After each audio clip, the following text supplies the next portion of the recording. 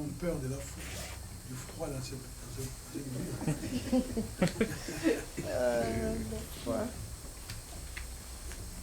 Chez nous, il fait très très chaud.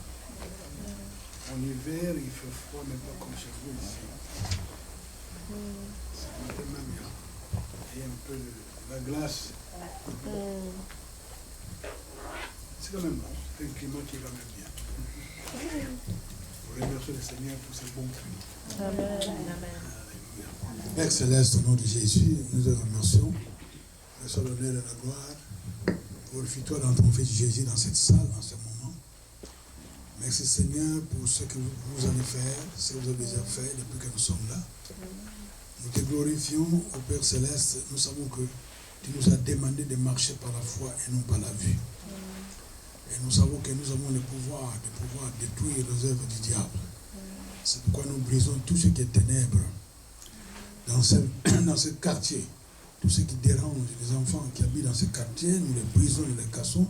Au nom de Jésus, nous libérons l'onction du Saint-Esprit dans la vie de chacun de tous ceux qui habitent dans ce quartier au Père Céleste. Au Père Céleste, que tous ceux qui sont venus en ce moment, que ceux qui soient bénis au Père Céleste, que tu donnes la foi, Père Céleste, la foi de pouvoir marcher avec toi, avec ton esprit.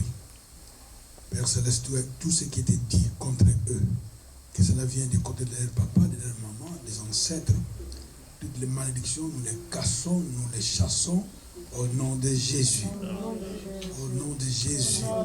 C'est le nom qui est puissant. Père Céleste, nous te remercions en ce moment précis. Et ma parole et ma prédication ne sera jamais reposée sur des discours persuasifs de la sagesse. Mais c'est une démonstration d'esprit et de puissance. Afin que la foi de tous ceux qui m'écoutent soit fondée non sur la sagesse des hommes, mais sur la puissance de Dieu. Merci Seigneur pour ce que tu vas faire ici. Je vous demande de pouvoir toucher chacun d'eux, transformer leur vie. Mais sur l'honneur et la gloire. Au nom de Jésus, nous avons ainsi prié. Amen. Alors, que tu salues quelqu'un à côté de toi, même si tu ne le connais pas. Alléluia. Il y a beaucoup de gens qui ont eu peur du froid, ils ne sont pas arrivés. On espère que ma soeur. Alléluia. Amen. Gloire à Dieu. Je suis certain, dimanche, nous serons en mesure de pouvoir parler de l'appel du chrétien. Parce que beaucoup de gens qui sont en Christ aujourd'hui, qui sont vraiment appelés par le Seigneur, mais ils oublient que cet appel est toujours là. Tu ne peux pas prendre ton appel et le remettre à une autre personne. Il y a des gens qui disent, je connais une femme qui chantait très bien. Elle m'a dit une fois, oh, je ne chante plus, mais je crois que Dieu peut prendre mes enfants peuvent chanter. Mais les enfants n'ont pas cet appel de chanter, c'est toi qui as l'appel. C'est toi qui dois chanter au Seigneur, louer le Seigneur, glorifier le Seigneur avec ta voix à toi. Si les enfants auront l'appel de pouvoir chanter au Seigneur, les enfants aussi feront leur appel à leur façon, et selon que l'Esprit de Dieu va les conduire. Si beaucoup de chrétiens qui viennent à l'église, ils viennent seulement à l'église, mais ils ne savent pas que nous tous, dans ce monde où nous sommes, nous avons été appelés. Parce qu'il y a un problème très sérieux dans ce monde. Le monde est entre les mains du diable. Le diable contrôle ce monde, il est déjà jugé avec ses démons. Mais l'homme, si tu n'acceptes pas Jésus, tu es perdu.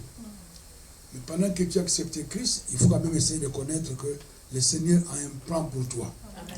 Si vous avez ce plan de Dieu dans votre vie, il faut chercher ce plan. C'est pourquoi on vient à l'église.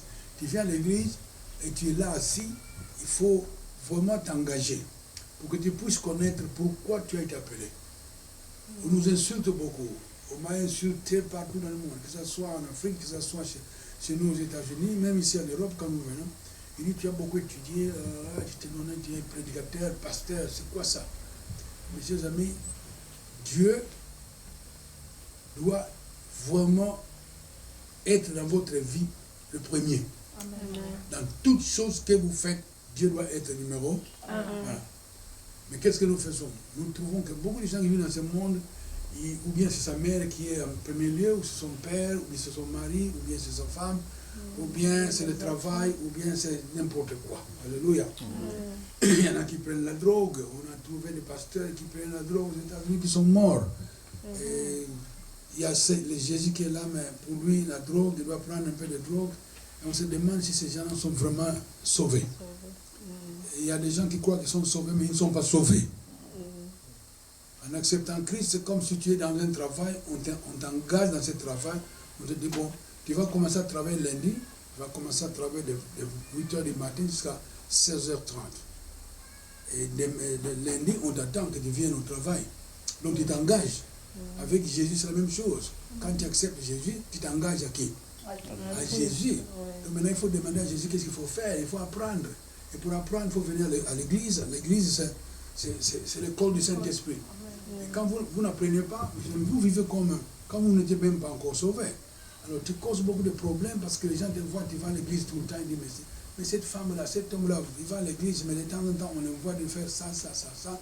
Et nous ne sommes pas un exemple pour les autres. C'est très important. Alléluia. Amen. Ce soir, nous allons même parler de quelque chose qui est très important, que vous connaissez, la foi.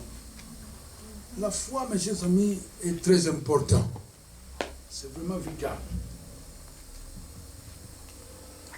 La Bible nous dit, sans la foi, il est impossible d'être agréable. Donc c'est vraiment important que nous faisons vraiment un pas en arrière. Parce que vous dites, ouais, j'ai déjà appris la foi, ça fait très longtemps, les gens parlent de la foi, donc je vais même apprendre autre chose. Autre chose, c'est quoi? On ne veut pas apprendre autre chose. La foi, jusqu'à ce que Jésus reviendra, nous allons continuer à apprendre la foi. La foi vraiment a une importance vitale. Quand nous prenons par exemple Habakkuk, dans l'Ancien Testament, nous voyons ce verset qui est connu de tous les chrétiens. Beaucoup de chrétiens le connaissent dans leur cœur. Mais les enfants de Dieu ne vivent pas par la foi. Ils continuent à vivre par la vue. Et quand nous vivons par la vue, mes chers amis, nous avons des problèmes. Habakkuk, chapitre 2. Alléluia.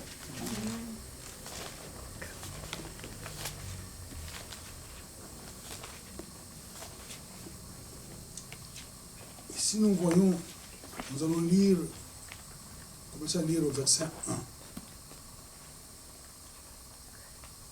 Chapitre 2, Habakkuk, chapitre 2, verset 1. J'étais à mon poste et je me tenais sur la tour. Je veillais pour voir ce que l'Éternel me dirait. C'est ce que je répliquerai après ma plainte. L'Éternel m'adressa la parole et il dit, écris la prophétie, grave-la sur des tables, afin qu'on la lise couramment, car c'est une prophétie dont le temps est déjà fixé. Elle marche vers son terme. Elle ne mentira pas. Si elle tarde, attends-la, car elle s'accomplira. Elle s'accomplira certainement. Voici son âme est en frais. Elle n'est pas droite en lui. Mais le juste vivra par sa foi. Alléluia. Et c'est très important, mes chers amis. Nous, les enfants de Dieu, nous devons vivre selon sa foi. Et la foi, c'est la parole de Dieu. J'ai eu un appel du Seigneur pour pouvoir devenir un prédicateur. Et quand j'ai eu cet appel, je ne voulais même pas. Les gens disent, mais qui t'a appelé? Un homme? Non. Il n'y a pas un homme qui m'a appelé, mais le Seigneur m'a appelé. Et j'ai même écouté ce que le Seigneur a dit. À ce moment-là, je ne comprenais même pas la Bible. Je suis grandi dans une église protestante au pays. Mais lorsque le Seigneur m'a appelé à devenir ce que je suis aujourd'hui, je n'ai pas compris. Mais aujourd'hui, je comprends. J'ai tout abandonné. J'ai abandonné le travail que je faisais. Moi, je croyais que j'allais travailler dans ma société à Los Angeles où j'habite. Mais cette société a fermé. J'ai travaillé au moins 12 ou 13 ans dans cette société. Le Seigneur m'a vraiment béni dans cette société. Mais je me suis dit, ou bien c'est le Seigneur, ou bien c'est la société. J'ai abandonné ce travail. J'ai connu, j'étais pasteur, en même temps je travaille dans la société. La société s'est fermée et je suis resté temps plein. Aujourd'hui, ce que Dieu m'a dit de faire, c'est ce qu'il fait. Quand Dieu vous donne une prophétie ou te dit quelque chose, même ça tarde, il faut l'attendre. Il le fera. Amen. Beaucoup de choses que le Seigneur m'a dit, nous avons attendu avec maman, et aujourd'hui le Seigneur le fait. Amen. Et nous visitons beaucoup de pays dans le monde pour pouvoir prêcher l'évangile partout où nous allons. C'est vraiment très important. Amen. Dans le livre de Romains, chapitre 1, dans le Nouveau Testament, les justes doivent vivre par sa foi. Et si nous sommes des justes, pourquoi nous sommes des justes? Parce que lorsque nous avons accepté Jésus, nous avons reçu un esprit nouveau. Nous avons accepté quoi? Un esprit nouveau. Donc l'esprit qui se trouvait en nous, qui était mort, qui avait la nature du diable, cet esprit est parti. Il y a beaucoup de gens qui posent la question, mais où est parti cet esprit? Lorsque nous serons au ciel, tu vas demander au Seigneur, l'esprit qui se trouve en moi est parti. C'est parti. Alléluia. C'est comme aujourd'hui, je réponds toujours aux gens, quand vous êtes malade, par exemple, il y a la fièvre, et on vous donne des médicaments ou bien on prie pour toi. Lorsqu'on prie pour toi, 2 jours plus tard, la fièvre est partie. Où est partie la fièvre? Il y a beaucoup de chrétiens qui ne peuvent pas répondre. Parce qu'ils sont là, ils vous posent des questions, mais pasteur, mais cet esprit-là qui est en moi, qui est parti, où est-ce qu'il est parti? Mais ta fièvre est partie où? Beaucoup de chrétiens, il y a le monde naturel et le monde spirituel. Alléluia. Amen. On peut répondre, mais beaucoup de chrétiens, même si vous répondez, ils ne vont pas comprendre. Ils ne peuvent pas comprendre parce qu'ils ont leur tête tournée vers le monde. Et quand ta tête est tournée tellement vers le monde, vous n'allez pas comprendre les choses spirituelles. Nous devons marcher par la foi. Et marcher par la foi, mes chers amis, c'est très important. Alléluia. Amen. Marcher par la foi, il faut marcher selon la parole de Dieu. Marcher par la foi, c'est marcher selon la parole de Dieu, vivre selon la parole de Dieu. Nous vivions dans ce monde, mais nous ne sommes plus de ce monde. Nous sommes les enfants de Dieu, nous avons été transférés du royaume de la lumière, dans le royaume, nous sommes transférés du royaume des ténèbres dans le royaume de la lumière. Ainsi, nous ne sommes plus dans les ténèbres. Il y a des choses que nous faisons autrefois, aujourd'hui, nous ne les faisons plus. La Bible dit, autrefois nous étions ténèbres. Autrefois nous étions ténèbres sans exception. Alléluia. Je vivais dans les ténèbres. J'étais ténèbres. Mais aujourd'hui, je ne suis plus ténèbres, je suis lumière. C'est étrange quand je rentre au pays parfois. Nous faisons des séminaires dans beaucoup d'églises au pays. Mais quand je vais au Congo, il y a beaucoup de gens que j'ai vécu avec eux. Je travaille dans une grande société dans notre pays. Mais aujourd'hui, quand je vais même dans la rue, nous allons en ville, il y a des gens qui me transportent de gauche à droite. Je n'ai jamais rencontré les gens que nous avons vécu ensemble quand nous étions au Congo. Alléluia. Il y a un type qui m'a dit, mais le pasteur, tu es béni parce que si tu peux rencontrer ces gens-là, peut-être qu'il faut encore vous ramener dans les ténèbres. C'est non. Au contraire, moi, je vais les amener dans la lumière. C'est ce que nous faisons. Nous prêchons l'évangile même à certains managers, certains directeurs que je connaissais au pays. Quand on se rencontre, on dit, oh, on m'a dit que tu es maintenant pasteur. Je dis, mais je suis enfant de Dieu d'abord. Pas pasteur, mais je suis enfant de Dieu. Et si je suis enfant de Dieu, toi aussi tu peux devenir qui? Un enfant de Dieu. Tu peux le devenir. Il dit, mais c'est quand même difficile, enfant de Dieu, mais c'est quoi ça? Mais à la fin, il y en a qui acceptent quand même Jésus et qui sont sauvés. Ça, c'est le travail que nous faisons. Alléluia. Amen. Mais si nous allons même dans le livre de Galates, voyons un peu le livre de Galates. Alléluia. Nous allons retourner à Romains chapitre 1. Mais voyons d'abord Galates.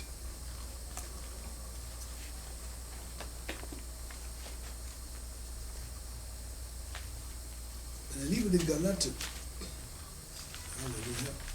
Amen.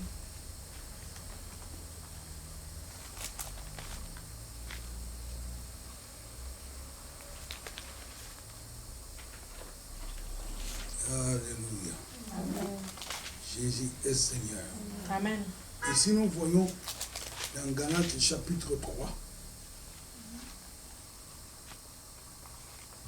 au verset 11, que nul ne soit justifié devant Dieu par la loi. Cela est évident, puisqu'il est dit, le juste vivra par la foi. Or, la loi ne procède pas à la foi, mais elle dit, celui qui mettra ces choses en pratique vivra par elles. Christ nous a rachetés de la malédiction de la loi, étant devenu malédiction pour qui? Pour nous. Ainsi, mes chers amis, ici, ce verset, il y a des gens qui ne comprennent pas.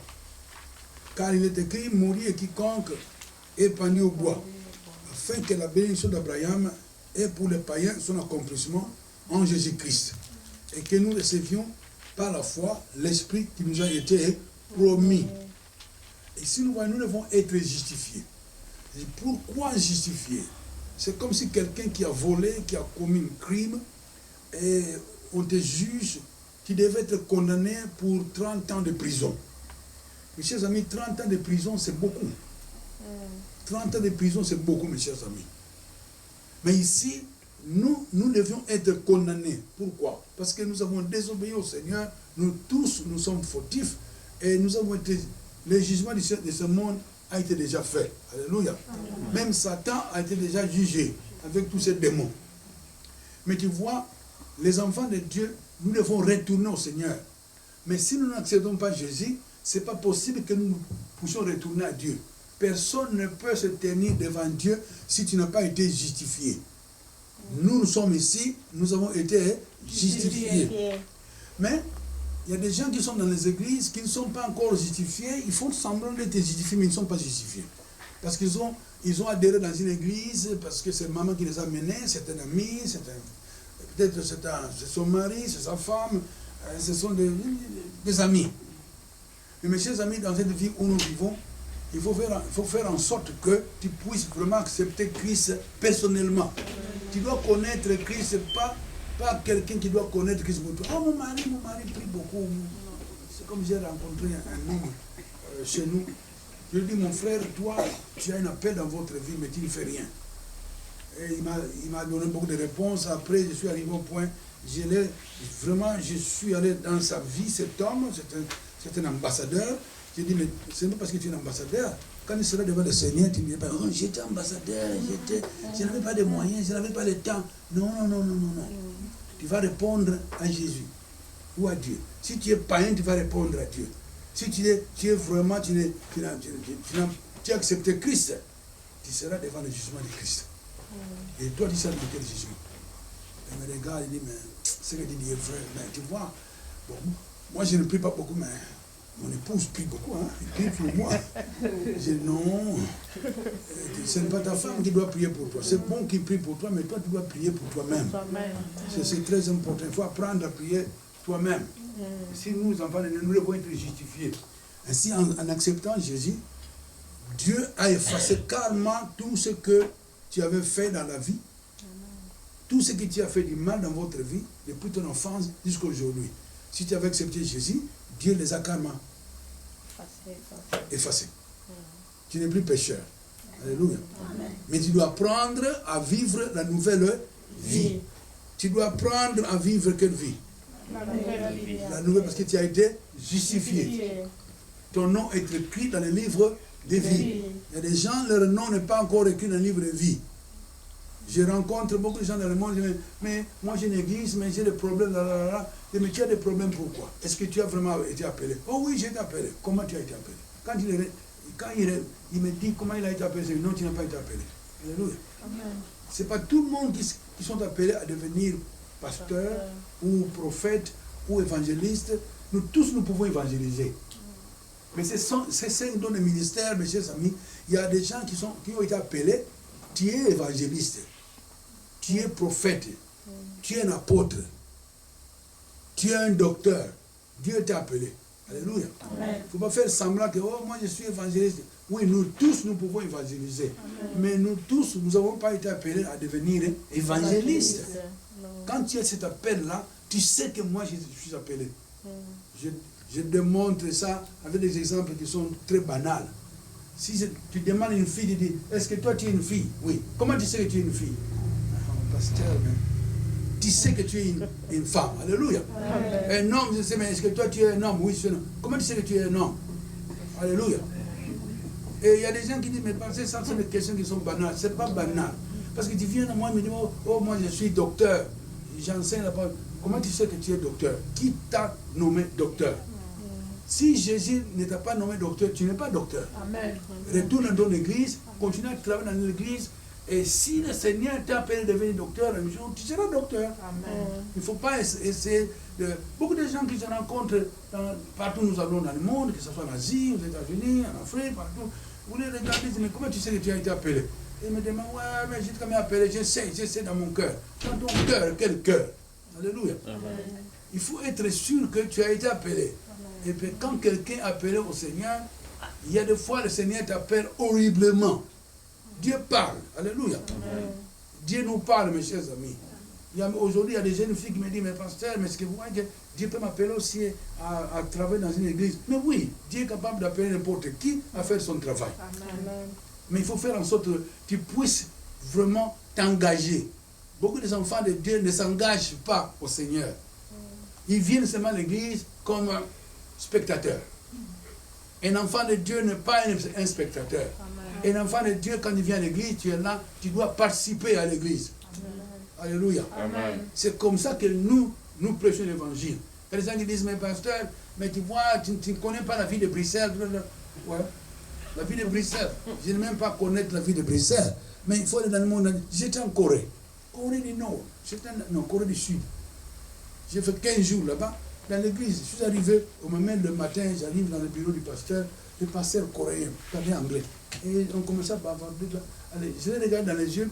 Le Seigneur m'a dit, cet homme et ça, cette église et ça, ils sont en train de prier, ils ont des problèmes sérieux, mais la réponse est dans la Bible. Il lui dit, mais dans votre église, vous priez beaucoup parce que vous priez pour ça, mais tout ça, la réponse est toujours dans la Bible. Et ce que vous faites ici, vous faites des gens qui dorment à l'église, tout ça. Il me dit, un instant, venez. Nous sortons dans son bureau, il y a un couloir, et nous rentrons dans une grande salle. Et dans la grande salle, il y avait au moins 500 personnes couchées par terre, en train de crier dans la langue des Coréens. Je ne parle pas avec Coréen. Et ils étaient là. Et je regarde le pasteur, et me dit, voilà, nous prions maintenant pendant des jours et des jours, parce qu'il y a ça, on a des problèmes, on ne sait pas, on attend que le Seigneur nous donne la réponse. Il dit, mais la réponse est dans la Bible. Vous lisez la Bible. Il dit, mais, je dis que tout le monde puisse se lever. Il y en a qui étaient assis sur des fauteuils, il y en a qui étaient assis sur des coussins, ils étaient là. En tout cas, il y avait 500 personnes. Il dit, tous ces sont des diacres dans mon église. Ça sont des diacres. Donc l'église a combien de membres? Si les diacres étaient 500. Vraiment. C'était une grande église. C'était une grande église. Alors j'étais là. Finalement, je vois un type qui était là. Son cou était bloqué par le bandage, tout ça. Il était là. Et il vient, papa. J'ai dit au pasteur, avant qu'on continue, est-ce que je peux prier pour cet homme? Il dit, oui. C'est un type qui souffre beaucoup. Je lui dis, en anglais, il dit, come. Il s'est mis debout, on l'a amené. Il dit, mais quel est ton problème? Il a eu un accident dans l'auto et son cou était vraiment dérangé. J'ai dit, enlève le bandage. Il dit, non, si j'enlève ça, le docteur sera mécontent de moi. Demain, je dois aller voir mon médecin, tout ça. J'ai dit, mais le Seigneur te guérit aujourd'hui. J'ai enlevé le bandage, j'ai dit, fais ça, il fait ça. Et il dit en coréen, il dit, non.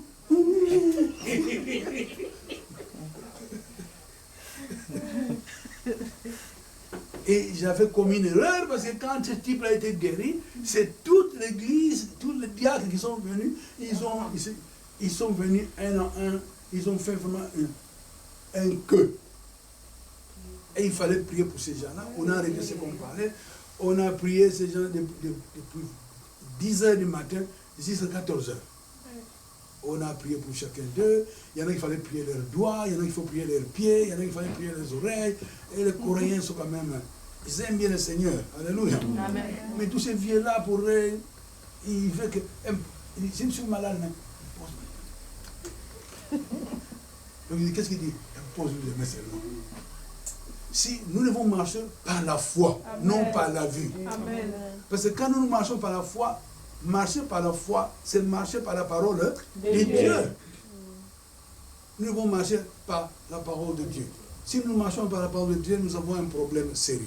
Alléluia. Amen. Alléluia. Amen. Ainsi, je leur dis le problème de l'église. Quand je lui ai dit le problème de l'église, j'ai dit, vous perdez votre temps ici, les gens qui dorment ici. Chers amis, si les gens dorment à l'église, et vous connaissez la raison, pourquoi dormir dans l'église? S'il y a un problème à l'église, Dieu vous a montré que ça c'est le problème. Pourquoi dormir à l'église? Donc vous perdez votre temps. Et les gens étaient là. Finalement, on a carrément annulé tous les plans qu'ils faisaient. Et le pasteur me dit, mais est-ce que tu pourras enseigner dans notre église? Mais c'est pourquoi je suis arrivé ici en Corée, pour enseigner dans notre église. Ça, c'était une chapelle de Yonggi-cho. Une chapelle de Yonggi-cho. Je n'ai pas enseigné dans l'église de Yonggi-cho, mais une chapelle de Yonggi-cho, où il y avait beaucoup de gens. Mais il fallait prier pour eux. Et nous avons fait des séminaires dans cette église. Nous sommes restés là 2 semaines. Moi, j'étais seul. Et on a fait ce qu'il fallait faire. Mais on doit vous apprendre, nous marchons par la foi et non par la vue. Alléluia. Amen. Alléluia. Amen. Ainsi, mes chers amis, nous les enfants de Dieu, nous ne voulons pas marcher par la foi. Nous voulons seulement un miracle et puis tout va bien. Va très bien. Alléluia. C'est comme si j'arrive à votre maison, je trouve une chaise qui est brisée, je regarde, c'est cassé. Votre chaise est cassée. Oui, mais personne ne peut l'arranger. Mais moi, je peux l'arranger. Tu peux l'arranger? Oui, et je l'arrange ça. En quelques 10 minutes, c'est arrangé. Oh, mais quelle magie! Pas de magie. Parce que moi, j'ai quand même appris la menuiserie. Alléluia.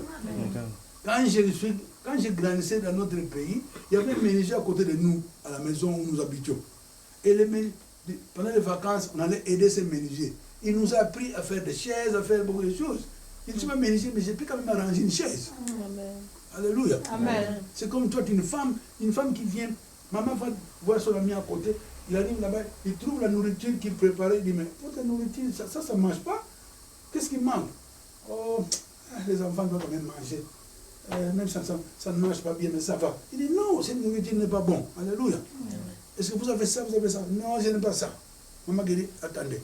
Maman vient à la maison, il prend ce qui manquait, il vient, il s'assoit ici, sort de la cuisine. Et maman prépare la nourriture. Alléluia. Amen. Parce qu'elle connaissait à le faire. Nous sommes les enfants de Dieu. On voit des gens qui souffrent ici, dans ce pays, dans le monde entier. Mais on n'arrive pas à les arranger. On n'arrive pas à vraiment les aider. Les enfants de Dieu, ce monde est déjà jugé. Mais nous qui sommes sauvés, on doit faire en sorte pour pouvoir aider ceux qui ne sont pas sauvés pour qu'ils viennent à Jésus. Alléluia. Amen. Alléluia. Amen. Parce que ce monde va arrêter un jour. Ça ne va pas continuer comme ça. Ça va arrêter. Alléluia. Amen. Beaucoup de gens prennent plaisir dans ce monde. Oh, moi j'habite Bruxelles. Bruxelles, ça c'est rien. Mais quand je dis moi j'habite le ciel, je viens du paradis. Les gens me disent, mais pasteur, toi tu viens du paradis? Oui, je suis enfant de Dieu. Amen. Alléluia. Amen. Je suis héritier, co-héritier avec Jésus. Amen. Et je suis assis où? Dans les lieux célestes. Hein? Jésus-Christ. Je l'ai dit à mon manager une fois aux États-Unis, il me dit, qu'est-ce que tu te crois toi? Je suis enfant de Dieu. Qu'est-ce que tu te crois enfant de Dieu? Tu peux ne pas le croire, ça ne changera rien. Je suis enfant de Dieu. Amen. Je suis un prince. Amen. Mais à la fin, ce manager a été sauvé. Amen. Amen. Il a accepté Jésus. Parce qu'il voyait la façon que je vivais. Il dit, mais toi tu es différent. Et tu me dis, tu viens d'Afrique, oui. Je n'ai jamais vu un Africain comme toi. Et puis moi, si je venais de l'Afrique, mais je ne suis pas africain. Je suis un enfant de Dieu. Je suis un prince. Amen. Alléluia. Amen. Si je rentre en Afrique, dans mon village, dans le village origine où je suis sorti, je suis un prince. Papa était chef de ce village. Je lui dis, mon père était gradé. Donc je ne suis pas, ce n'est pas une vantardise, mais c'est ce que je suis. Je suis enfant de Dieu. Et Jésus m'amène dans son bureau et dit, bon, qu'est-ce que je dois faire pour être comme toi? C'est très facile. On lui a donné Jésus. Je dis, voilà, maintenant il faut chercher l'église pour que tu puisses apprendre la parole. Hein? Ça, c'est marcher par la foi. Si nous avons été justifiés. Quand tu reçois Jésus, tu es justifié. Il y a beaucoup de gens qui sont ici, dans cette ville, qui font le travail du Seigneur. Le Seigneur ne l'a pas dit de faire ce travail. Beaucoup de gens sont... Si tout le monde est appelé, mais tout le monde n'est pas docteur, tout le monde n'est pas apôtre, tout le monde n'est pas... Non, Alléluia. Amen. C'est très important, mes chers amis. L'appel que tu as dans ta vie, il faut aller au Seigneur pour lui demander qu'est-ce que je suis moi. Il vous dira le travail qu'il doit faire. Si le travail du Seigneur que tu fais, ça ne marche pas, c'est que signifie que ton appel, tu ne connais pas ton appel, ou tu marches dans la désobéissance. Alléluia. Amen. Alléluia. Amen. Et si nous avons été justifiés, nous avons été Justifié. le péché qui était dans votre vie, cette nature du péché que tu avais, tu n'avais pas péché. Tu l'as reçu de ton père, de ta mère. Alléluia. Amen. Et ton père et ta mère l'ont reçu de leur père et mère, et ainsi de suite, Adam et Ève. Ce sont eux qui ont désobéi. Ils ont transféré ces péchés, cette nature du péché, à nous tous. Jésus est venu et il nous a donné la nouvelle vie. Maintenant, nous devons apprendre à marcher à l'esprit, à marcher, à vivre dans la nouvelle vie. Mais on n'arrive pas à marcher, à vivre dans la nouvelle vie. Pourquoi? La désobéissance continue de nous suivre. Alléluia. Amen. La désobéissance fait quoi? Continue à nous suivre. À nous suivre. Aujourd'hui, nous sommes mardi.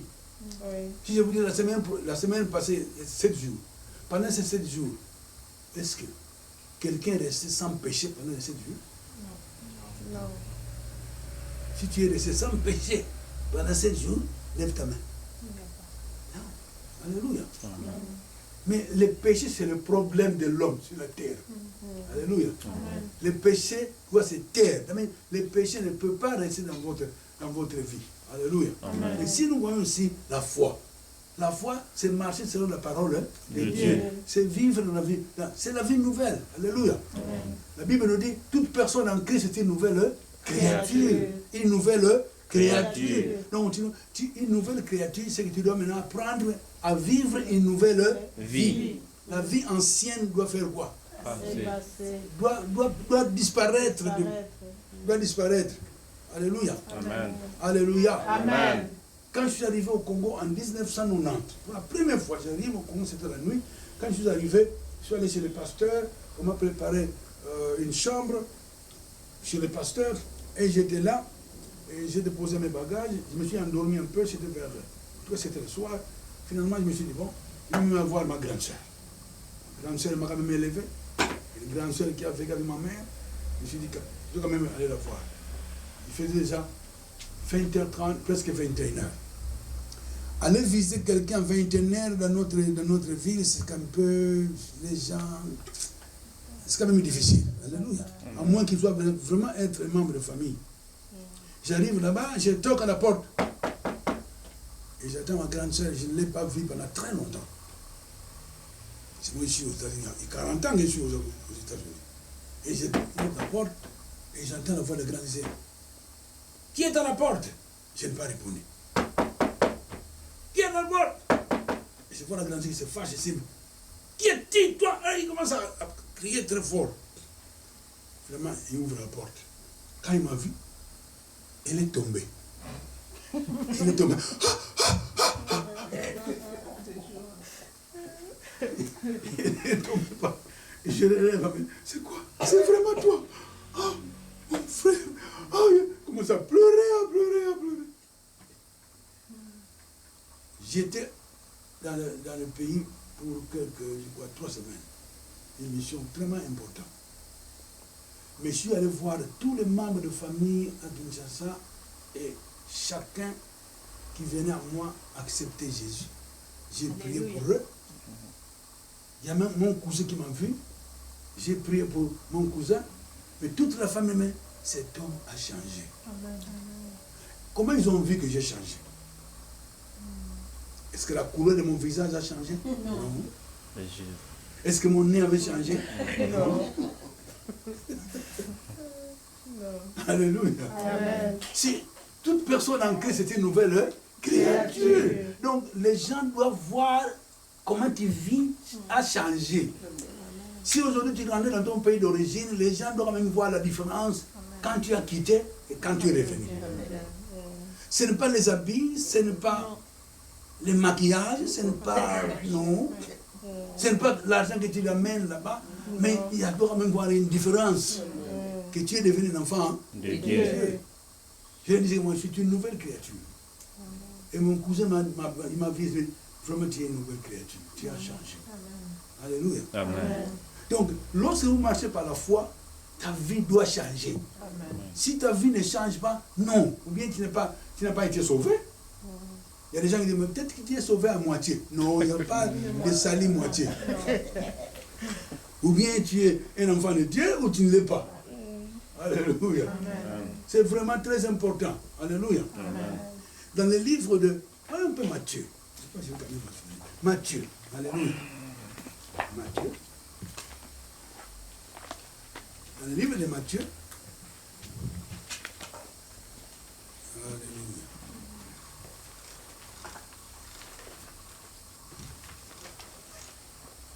Matthieu.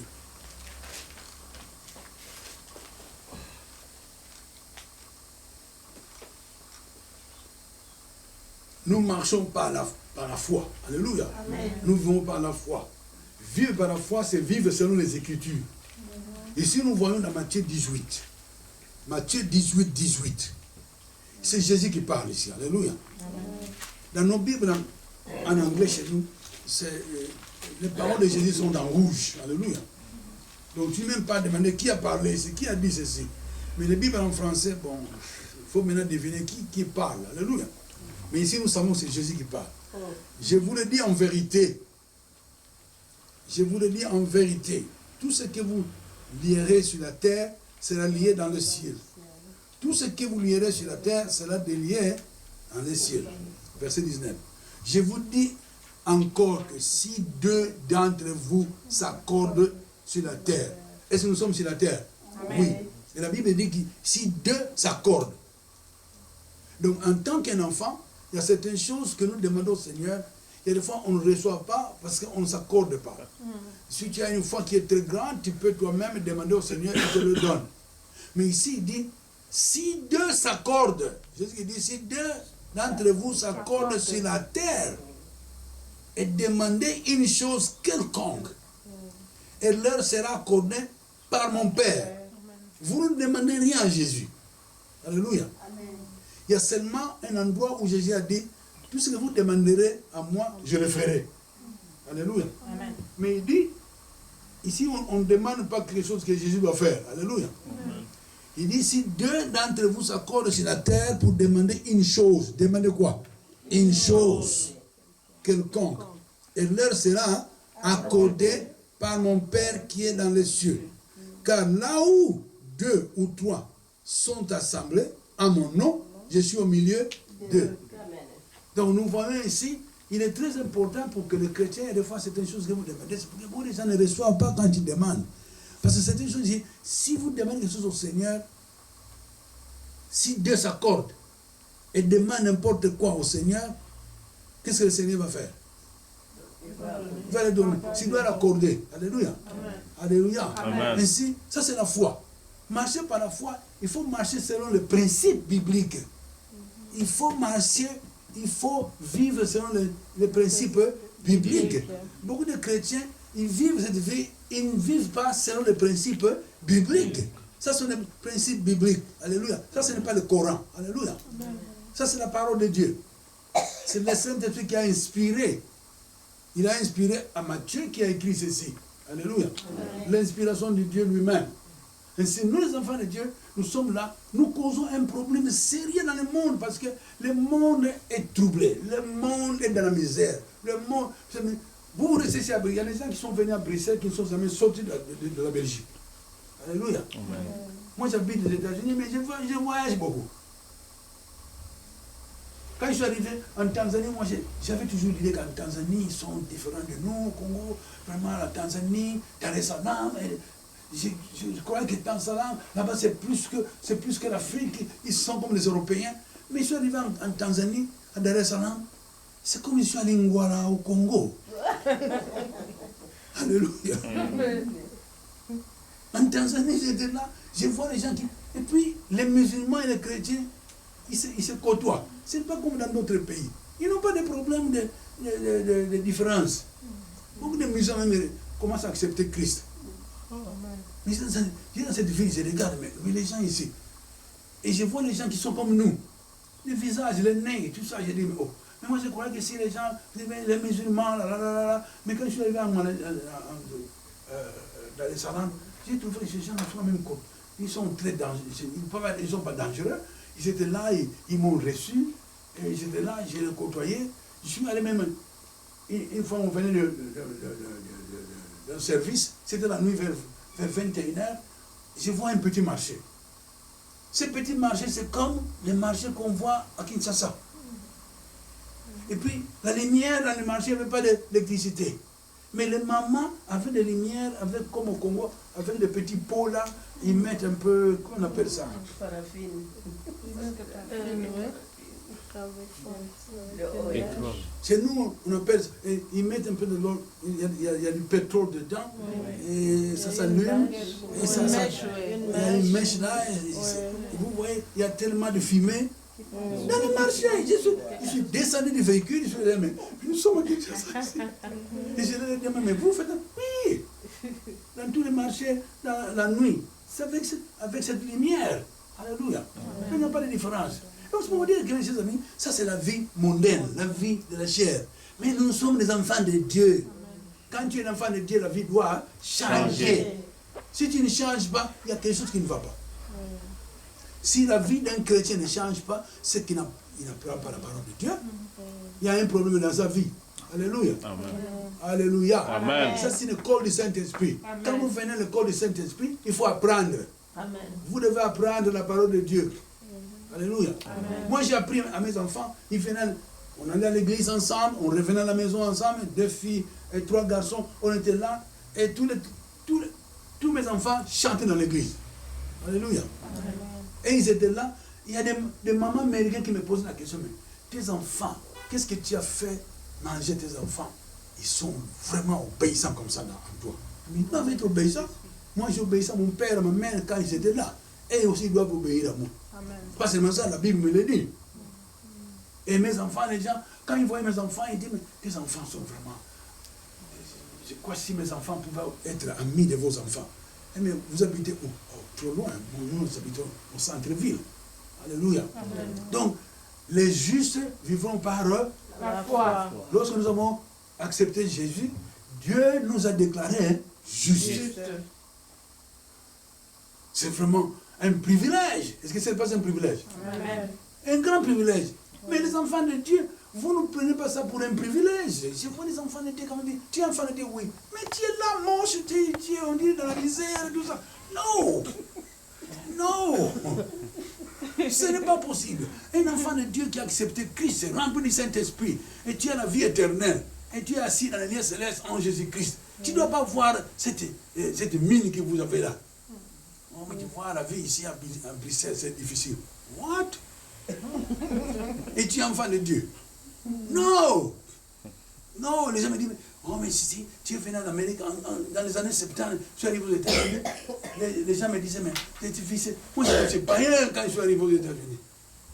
En 81, j'ai accepté Christ. Quand j'ai accepté Christ, j'ai vécu avec mon père qui était diacre dans une église donnée chez nous au pays. Maman était là. La vie était bonne. Mais quand je suis sorti de mon père, de ma mère, la vie était différente. Maintenant, je dois prendre la vie au sérieux moi-même. Je ne dépends plus de papa ou de maman. Alléluia. Amen. Et j'étais là, il faut maintenant prendre la vie en charge. Quand j'ai accepté Christ, on m'a dit, les justes vivront par sa foi. Je dis, bon, qu'est-ce que la foi? C'est sa parole. Alléluia. Amen. Il faut maintenant marcher sur la parole de Dieu. La Bible dit, mais si Dieu s'accorde sur cette terre des hommes, il demande quoi que ce soit. Alléluia. Amen. Il vous le donne. Amen. Alléluia. Amen. Mais il y a des gens qui sont ici dans ces pays, dans beaucoup de pays au monde, qui vivent comme ils ne sont pas des enfants de Dieu. Alléluia. Amen. Mais vous devez vivre selon un enfant de Dieu, selon la parole de Dieu. Alléluia. Amen. Mais vous vous occupez de vous-même. L'Église doit maintenant devenir comme la lumière. Le monde dans les ténèbres. Le monde dans les ténèbres. Ce monde est là où? Dans les ténèbres. Alléluia. Amen. Moi, j'arrive avec une chose. J'ai des femmes qui discutaient. Ouais, tous ces enfants qui sont en Europe là-bas, qui mangent très bien là-bas. Ils mangent des pommes de terre, ils mangent ça, il y a des chocolats, tout ça. Ils sont bien là-bas. Je dis, non, ils ne sont pas bien. Je dis, maman, ils ne sont pas bien. Ah bien, toi, tu ne connais pas l'Europe. Nous, on entend ce qui se passe en Europe. Ah bien, moi, je n'habite pas l'Europe, j'habite l'Amérique. Ah, tu habites où? Si vous croyez que si vous allez en Amérique, tu vas en Europe, tu deviens millionnaire au lendemain. Non. Tu dois apprendre, tu dois travailler. Si tu n'as pas été à l'école, tu dois travailler avec la neige. Il me regarde dans les yeux et dit, mais la neige qui fait froid, je dis, oui. Parce que vous croyez que lorsqu'il y a un problème, envoyez-nous 200 euros. 200 euros. Vous ne croyez pas, on a des problèmes ici. Maman est en train de mourir. Mais il ment. Ce n'est même pas la vérité. Alléluia. Il dit, vous mentez. Oh, mais, pasteur, si tu ne fais pas ça, ces enfants en Europe, ils n'en verront rien. Il faut toujours mentir. Ça, ce n'est pas le christianisme. Et ils sont à la prière tous les jours, au veillées. Ça, ce n'est pas du christianisme. Alléluia. Nous sommes à Bruxelles. Mais, mes chers amis, cette ville doit avoir ce que nous disons, selon le Seigneur, un réveil. Amen. L'Europe doit avoir quoi? Un réveil. L'Europe dans le temps était chrétien. Le christianisme était vraiment développé. Et aujourd'hui, le christianisme n'existe presque plus. Le Seigneur maintenant envoie les étrangers pour venir ici, pour pouvoir faire le réveil. Et les gens qui sont envoyés pour le réveil, ils arrivent ici, qu'est-ce qu'ils font? Ils vivent à leur façon. Ils sont là, à l'église, ils viennent ou ils ne viennent pas. Ils lisent la Bible ou ils ne lisent pas la Bible. Alléluia. Amen. Alléluia. Amen. On a pris une fille ici à Paris. Il dit, toi tu veux te marier? Oui. Tu veux te marier avec quelle sorte de garçon? Disons ici, si Dieu s'accorde. Alléluia. Nous sommes accordés. Maman est témoin, maman Géry, ma femme est témoin. On a prié pour cette fille. Alléluia. Cette fille a dit, bon, nous avons prié. Quelle sorte de mari tu veux? Il dit, mon mari doit être ça, chrétien, qui a la crainte du Seigneur, tout ça. Et on a prié. Aujourd'hui, il s'est marié avec un garçon qui est aux États-Unis. Ils ont 2 enfants. Et l'homme a la crainte du Seigneur. Amen. Dans son église, l'homme prend soin de l'école des enfants. Et quand je vois cette femme, il me dit, pasteur, vraiment, je ne sais pas qu'est-ce qu'il faut que je te donne. Donne-moi la prière. Priez pour moi. Alléluia. Si on ne se vante pas, mes chers amis, nous sommes les enfants de Dieu, nous devons vivre comme les enfants de Dieu. Il y a des gens qui ont eu le bonheur d'être à l'école, aujourd'hui sont des directeurs ici, des managers. Mais tu peux être directeur, tu peux être l'enfant du roi, ici dans ce pays. Mais il faut avoir Jésus. Amen. Parce qu'un enfant du roi, s'il n'a pas Jésus, s'il meurt au ciel, il ne peut pas dire que voilà, c'est qui ça? C'est un enfant du roi. Bon, il peut rentrer au ciel. Non. On t'envoie à l'enfer. Alléluia. Alléluia. Amen. Est-ce que vous me suivez? Amen. Le christianisme, nous jouons avec le christianisme, nous sommes là parce que maintenant il fait froid. On met parce qu'il fait froid, allez à l'église. Oh, après tout, ce n'est pas tout le monde qui va venir aujourd'hui. Mais toi, venez apprendre la parole de Dieu. Venez apprendre la parole de Dieu. Alléluia. Amen. Dans Romains chapitre 1. Est-ce que vous me suivez? Amen. Est-ce que ça vous intéresse? Amen. Si ça ne vous intéresse pas, je ferme. Alléluia. Je m'assois. Alléluia. Amen. Romains chapitre 1. Romains chapitre 1. Au verset 1. Alléluia. Amen. Nous allons lire verset 1 à 7. Paul, serviteur de Jésus-Christ, appelé à être apôtre